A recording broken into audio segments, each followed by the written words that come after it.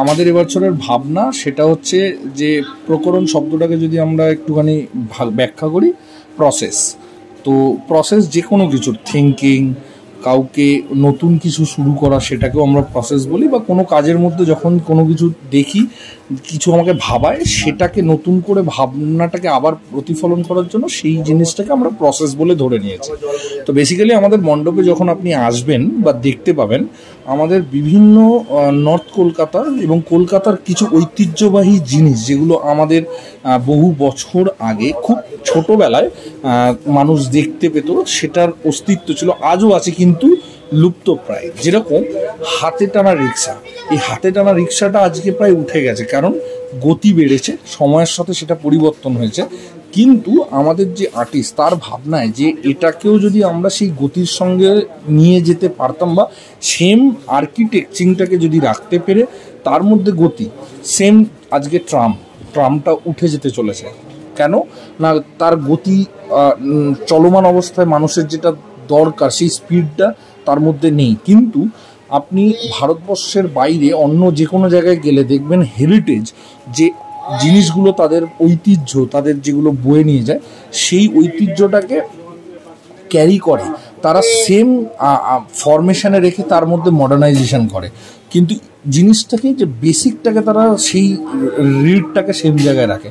But আজকের ডেটে আপনি যখন দেখবেন, আজকে আমরাই আমাদের পাড়ায় প্রচুর পুরনো বাড়ি, পুরনো আর্কিটেকচার ছিল, যেগুলো বহু পুরনো ভারতবর্ষের মানুষ বা ইঞ্জিনিয়ারদের তৈরি। তারা কিন্তু সেই ভাবনা, সেই ডিজাইন অত বছর আগে ভেবেছে। বাট আজকে যতই মডার্ন হয়ে যাক, আজকে নতুন ডেভেলপাররা সেই জিনিস ক্রিয়েট করতে পারছে না।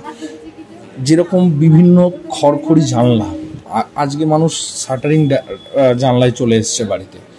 কিন্তু ওই জিনিসটাকে যদি রেখে আমরা সেম ইমপ্লিমেন্ট নতুন বাড়িতে করতাম, তাহলে আমার যে বাড়ির ঐতিহ্য বা আমার যে কালচার, যেটা আগে ছিল, যেটার থেকে সৃষ্টি, সেই জিনিসটা এখানে কন্টিনিউ থাকতো।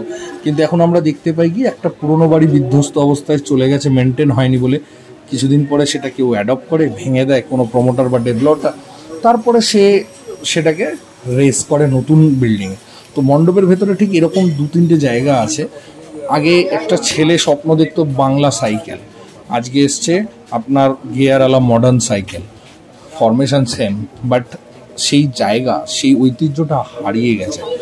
সেম জিনিস যখন আপনি এরপরে মায়ের মূর্তির কাছে যাবেন, আমরা দেখাচ্ছি যে প্রতিচ্ছবি, যে পুরনো বাড়ি পেছনে রয়েছে, সেটা আর কিছুদিন পরে হয়তো থাকবে না। সেটা যখন থাকবে না, তার সামনে একটা হোয়াইট স্ট্রাকচার করে দেওয়া রয়েছে, যেটা নতুন বাড়ির যে ফরমেশন বা বাইরে থেকে দেখলে যে আর্কিটেকচার যেটা লাগে, সেই প্রতিচ্ছবি উঠে ধরেছে।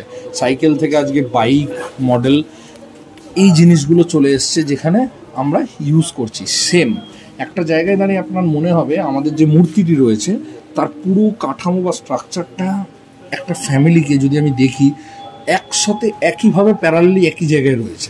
বাট যত ধীরে ধীরে আপনি কাছে যাবেন, দেখতে পাবেন যে মায়ের যে 2 সন্তান, লক্ষ্মী গণেশ, তারা যে জায়গায় আমরা রেখেছি, আর তার ডান দিকে আর একটি জায়গাতেই তাদের ফ্রেমের মধ্যে রাখা হয়েছে, সেখানে সরস্বতী আর মায়ের বাহন আছে।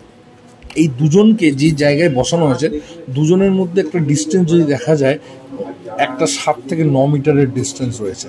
তো এটাকে আমরা রিলেট করছি যে আপনি বাইরে থেকে আজকের ডেটে যে জয়েন্ট ফ্যামিলি থেকে ধীরে ধীরে নিউক্লিয়ার ফ্যামিলিতে পরিণত হয়েছে, সেই জিনিসটা কেন না, আগে একটা পরিবারে 4-5 সন্তান থাকলে 4-5 ভাই থাকতো।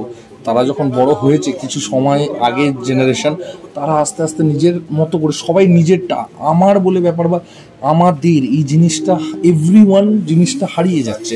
প্রত্যেকে শুধু নিজের স্বার্থে, নিজের জন্য, আমার দরকারে, আমি সুখে থাকবো, আমি ভালো থাকবো, এই ভাবনায় প্রত্যেকে নিউক্লিয়ার হয়ে আলাদা আলাদা থাকার চেষ্টা করছে।